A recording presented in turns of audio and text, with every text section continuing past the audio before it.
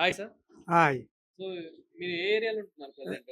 రావెంచ colony. పిజ్జాది కూడా రావెంచ colony ఉంటామండి. Okay. ఫిర్జాదిగూడలో ఉంటున్నారు. హ్మ్. ప్రెజెంట్ అక్కడ అంటే ఇంతకుముందు గతంలో నుంచి కంపేర్ చేసుకుంటే ఇప్పుడు ఎంత ఉంది? గతంలో మీరు అంటే ఎన్ని ఇయర్స్ నుంచి ఉంటున్నారు అక్కడ? మేము 6 ఇయర్ నుంచి ఉంటున్నాం. 6 సంవత్సరాల నుంచి ఆ! ఉంటున్నారు. 6 సంవత్సరాల క్రితం ఎంత ఉంది గతము అట్లా మనం 6 సంవత్సరాలు అంటే 30, 25 ఉండేది. 25,000 అట్లా ఉండేది. ప్రెజెంట్ ఎంత ఉంది? ప్రెజెంట్ 45, 30 40, 35 40, 35 హ్మ్. ఓకే. ఒక అంటే 40,000 వరకు గజానికైతే ఉంది. ఉన్నది.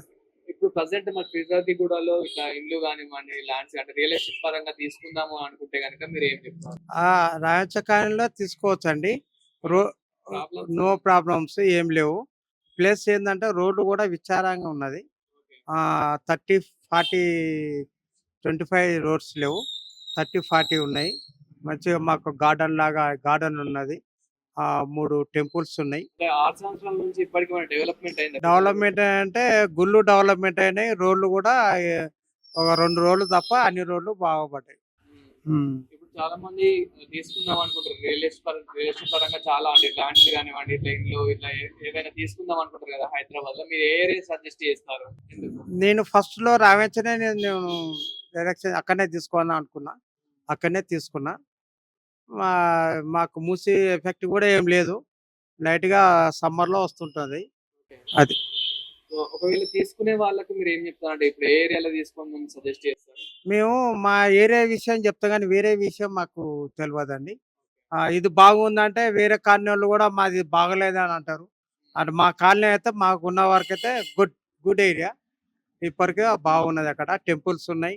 ప్లస్ ఆర్చ్ కూడా మొన్ననే ఆహ్, కట్టాము. ఓకే.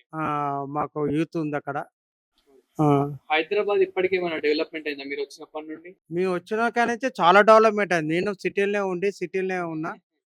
సిటీలో ఆర్టీసీల రిటైర్మెంట్ జీర్మెంట్ ఇప్పుడు. ఇప్పుడు సిటీ చాలా డెవలప్‌మెంట్ అయింది. సో ఇంత డెవలప్‌మెంట్ కాడానికి కారణం ఏంటండి? కారణం ఏందంటే విలేజ్‌లలో జాబులు లేక సిటీకొచ్చి జాబ్ చేసుకోవడం, పెరగడం జరిగింది. ఇప్పుడు రియల్ ఎస్టేట్ బిజినెస్ ఎలా నడుస్తుంది? ఎలా రన్ అవుతుంది? అది నేను ఔటర్‌లో నేను చూడనండి. మా కాలనీ వరకే నాకు తెలుసు. నేను బిజినెస్ మ్యాన్ గాదు. మీ రే కాలనీలో ఎలా ఉంది ప్రెజెంట్? పర్వాలేదండి. మా కాలనీ వాళ్ళంతా బానే ఉంటారు. కాలనీ గూడా బాగుంటది. Thank you. హాయ్. సో మీరు ఈ ఏరియాలో ఉండబట్టి ఎన్ని ఇయర్స్ అవుతుంది? అంటే మీ ఏరియా? మా ఏరియాలో బట్టి నేను 11 ఇయర్స్ అవుతుంది. ఓకే. ఏది నాగోల్? నాగోల్లో ఉంటా నేను. ఓకే. హ్మ్. సో 11 ఇయర్స్ అవుతుంది. అవును. ఓనా ఇప్పుడు మీరుండేది? అవునవును. అప్పుడు గజం రేట్ ఎంతుందన్న మీరు తీసుకున్నప్పుడు? యాక్చువల్‌గా మేము తీసుకున్నప్పుడు వచ్చేసి మా ఇల్లు వచ్చేసి 70 లాక్స్ ఉండే. 167 స్క్వేర్ యార్డ్ 70 లాక్స్ పడింది. ఇప్పుడు వచ్చేసి దాని ప్రైస్ నియర్లీ 1.7 ఉంది. 1.7 సీఆర్ ఉంది. యాక్చువల్లీ నియర్ బై ఏందంటే అప్పుడు చూసుకుంటే ప్రైస్ చాలా తక్కువ ఉండే. ఇప్పుడు ఎంత తీసుకున్నారు? అప్పుడు 70 లాక్స్ తీసుకున్నా. ఇప్పుడు అది 1.7 దాకా అయింది. ఓకే. అంటే బేసిక్‌గా ఈ 10 ఇయర్స్ బ్యాక్ ఏందంటే ఈ టీఆర్ఎస్ గవర్నమెంట్ రాకముందు ప్రైస్ అనేది చాలా తక్కువ ఉండే. ఏదైతే టీఆర్ఎస్ వచ్చిన తర్వాత రేట్ చాలా ఇంక్రీజ్ అయింది. అండ్ రోడ్స్ గాని డెవలప్‌మెంట్ బాగుండే. గజం ఎంతుంది అప్పుడు? గజం అప్పుడు చాలా తక్కువ ఉండే. అప్పుడు చూసుకుంటే కొన్ని వచ్చేసి 40,000 ఉన్నది. కొన్ని తక్కువ ఉండే 12,000 అట్లా ఉండే. ఎప్పుడైతే టీఆర్ఎస్ వచ్చిందో రేట్స్ అనేది ఇంక్రీజ్ అయినాయి. డెవలప్‌మెంట్ పెరిగింది కదా! సో డెవలప్‌మెంట్ పెరిగిన దాన్ని బట్టేసి రేట్స్ ఇంక్రీజ్ అయినాయి. రోడ్స్ గాని అంటే చాలా డెవలప్‌మెంట్ సిస్టమ్ అనేది బెస్ట్‌కొచ్చేసింది. టోటల్ హైదరాబాద్ అంతా డెవలప్‌మెంట్ ఆ! అయింది. హైదరాబాద్ మొత్తం ఆల్మోస్ట్ చాలా డెవలప్ అయింది. అదేంది మన టీఆర్ఎస్ వచ్చిన తర్వాత. ఇప్పుడేందంటే ఇప్పుడు కాంగ్రెస్ వచ్చిన కొంచెం రియల్ ఎస్టేట్ అనేది తక్కువుంది. అంటే డెవలప్‌మెంట్ కొన్ని ఆగిపోయినాయి. అండ్ రిజిస్ట్రేషన్స్ ఆగిపోయినాయి. అండ్ ఎల్‌పీ నంబర్ ప్రాజెక్ట్స్ కొంచెం ఎల్‌పీ నంబర్ ఉంటుంది కదా! సో, ఎల్‌పీ నంబర్స్ ఇవ్వడం కూడా కొంచెం డిలే అయిపోయింది. అందువల్ల రియల్ ఎస్టేట్ అనేది కొంచెం తగ్గిపోయింది. ఒకప్పటికంటే లాస్ట్ 2 ఇయర్స్ బ్యాక్ ఉన్న ప్రైస్‌కి ఇప్పుడేందంటే అలాగే నడుస్తుందన్నమాట. రేస్ ఇంక్రీజ్ కాలే. 1 ఇయర్ నుంచి కొంచెం అట్లానే ఉంటుందన్నమాట. ఇంత అది. డెవలప్‌మెంట్ కావడానికి కారణం ఏంటంటారు? అంటే ప్రెజెంట్ 10 ఇయర్స్ నుంచి మెయిన్‌గా చూసుకుంటే మన బీఆర్ఎస్ గవర్నమెంట్ ఈ ప్రైస్ అనేది హైక్ రావడానికి మెయిన్ రీజన్ అదొకటే. ఓకే. అంటే పోయిన ప్రభుత్వమే మెయిన్ కారణం అదే. దానివల్లనే ప్రైస్ అనేది ఇంక్రీజ్ అయింది. ఏదైనా ఇప్పుడు ప్రజలకు మెయిన్ కావాలంటే డెవలప్‌మెంట్ కావాలి. డెవలప్‌మెంట్ ఒకటి అండ్ సపోర్టింగ్ గవర్నమెంట్ నుంచి మనకేం సపోర్ట్ వస్తుంది ఏంటనేది అది చాలా ఇంపార్టెంట్. ఇన్‌ఫ్రాస్ట్రక్చర్ ఒకటి, ఐటీ కంపెనీస్, డిఫరెంట్ ఇండస్ట్రీస్ అనేది మనకు వస్తున్నాయి కాబట్టి డెవలప్‌మెంట్ అనేది ఇంక్రీజ్ అవుతుంది. అవును. సో ఇప్పుడున్న సిట్యుయేషన్ ఏంటి అంటే నార్మల్‌గా అట్లా ఉంటుందంతే. ఏ గవర్నమెంట్ ఏది చేసేది లేదు.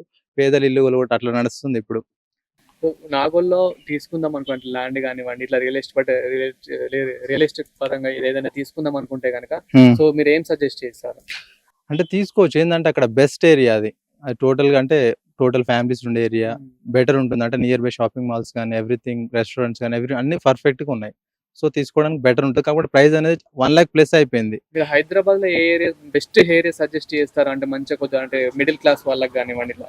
అంటే మిడిల్ క్లాస్ అనుకుంటే ఇప్పుడు ఎల్బీ నగర్ కానీ మన ఉప్పల్ నుంచి వెళ్ళి అటు చూసుకుంటే మెయిన్ ఆ ఏరియా చూసుకుంటే నాగోల్, ఉప్పల్, అల్కాపురి, ఎల్బీ నగర్, అటు ఇప్పుడు సాగర్ రింగ్ రోడ్ ఆ రోడ్ చూసుకుంటే అంటే ఆ ఏరియా చాలా బెటర్ ఉంటుంది. అంటే మిడిల్ క్లాస్ ఫ్యామిలీస్ కి బెస్ట్ ఉంటుంది అనమాట. అంటే ఇప్పుడు కొనడానికి 1 lakh ప్లేస్ ఉంది కానీ కొంచెం కష్టం ఉంటుంది.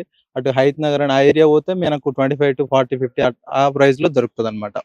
అది ఇప్పుడు మిడిల్ క్లాస్ ఫ్యామిలీ తీసుకొని ఇల్లు కట్టుకోవడానికి అండ్ ఇల్లు కొనడానికి కూడా. సో ఒకప్పటికి ఇప్పటికి ఎలా ఉంది అదే ఇంకా 10 years బ్యాక్ అయితే వేరే ఉండే. ఇప్పుడు అనేది కొంచెం బేసిక్ గా నడుస్తుంది అంతే. డెవలప్మెంట్ అంటే ఇక 10 years వరకు అయితే ఫుల్ డెవలప్ అయిపోయింది. ఇప్పుడైతే నార్మల్ గానే ఉన్నది సిచ్యువేషన్. అంటే నెక్స్ట్ ఏంటంటే ఇప్పుడు రియల్ ఎస్టేట్ తో చూసుకుంటే నెక్స్ట్ 5 years, ఇప్పుడు 5 years గవర్నమెంట్ మన కాంగ్రెస్ ఉంది కదా, సో డెవలప్ అవుతుందా లేదనేది మనం క్లారిటీ తీసుకోలేము అనమాట. అట్లా. సో ముచ్చర్ల దాని మీద మీకు ఏమైనా ఐడియా? ముచ్చర్లు ఏంటంటే మనం ఇంతకుముందు కేసీఆర్ ఉన్నప్పుడు ముచ్చర్ల ఫార్మసిటీ ఫుల్ డెవలప్ అయింది. నియర్ బై రియల్ ఎస్టేట్ కూడా మస్తు హైకి వెళ్ళిపోయింది. చూసుకుంటే ప్రజెంట్ ఏం లేదు కదా. ఇప్పుడు అక్కడ ఏదో ఐటీ సిటీ, ఫార్మా సిటీ కడతా అని చెప్పిండు. ఇప్పుడు అది కడతా అని చెప్పినాడు. ఆ నియర్ బై ల్యాండ్స్ అన్ని చాలా హై రేట్ వెళ్ళిపోయినాయి. తీసుకున్న వాళ్ళేమో వస్తుందా రాదన్న క్లారిటీలో ఉన్నాడు. ఆల్రెడీ బెస్ట్ రోడ్స్ వేసినాడు కేసీఆర్ ఉన్నప్పుడు. ఫార్మసిటీ నియర్ బై ప్రైజెస్ ఏంటంటే ఒకప్పుడు 4,000, 3,000 ఉండే.